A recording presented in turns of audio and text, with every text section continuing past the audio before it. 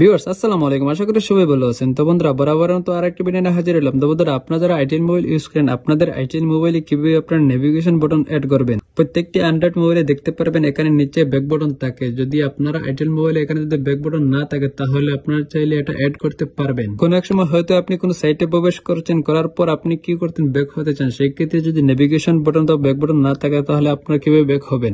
তো আপনি যদি চান আপনার আইটেল মোবাইলে এখানে ব্যাক বাটন সেট করতে, তাহলে আপনি খুব সহজে সেট করতে পারবেন। আমি আজকের ভিডিও দেখিয়ে দেবো কিভাবে আপনাদের আইটেল মোবাইলে এখানে ব্যাক বাটন সেট করবেন অথবা নেভিগেশন বাটন সেট করবেন। তো কিভাবে করবেন চলুন আমি আজকের ভিডিও দেখিয়ে দিতে আপনারা হয়ে কাজে চলে যায়। তার আগে বলি এরকম ইন্টারেস্টিং ভিডিও আমার চ্যানেলে প্রতি রোজ আপলোড হচ্ছে। আপনি যদি সবার আগে দেখতে চান তাহলে অবশ্যই চ্যানেলটি সাবস্ক্রাইব করবেন এবং লাইক শেয়ার কমেন্ট করতে ভুলবেন না। তো বন্ধুরা আপনারা আইটেল মোবাইলে ব্যাক বাটন অথবা নেভিগেশন বাটন অ্যাড করতে হলে সর্বপ্রথম আপনার মোবাইলের সেটিংসে ক্লিক করবেন।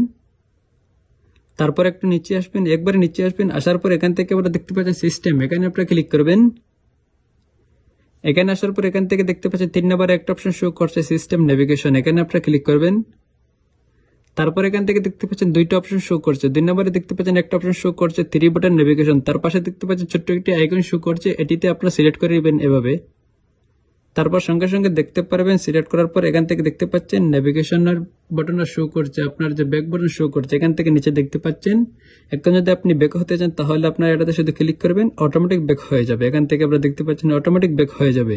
তারপর যদি আপনি হোম বাটনে ক্লিক করেন তাহলে আপনার সোজা বেরিয়ে আসতে পারবেন। এইভাবে খুব সহজে আপনাদের আইটেল মোবাইলে ব্যাক বাটন অথবা নেভিগেশন বাটন অ্যাড করতে পারবেন। আশা করি আপনারা বুঝতে পারছেন। ভিডিও যদি ভালো লাগে তাহলে অবশ্যই চ্যানেলটি সাবস্ক্রাইব করবেন এবং লাইক শেয়ার কমেন্ট করতে ভুলবেন না। খুদা হাফেজ, দেখা হবে নতুন ভিডিওতে। আসসালামু আলাইকুম।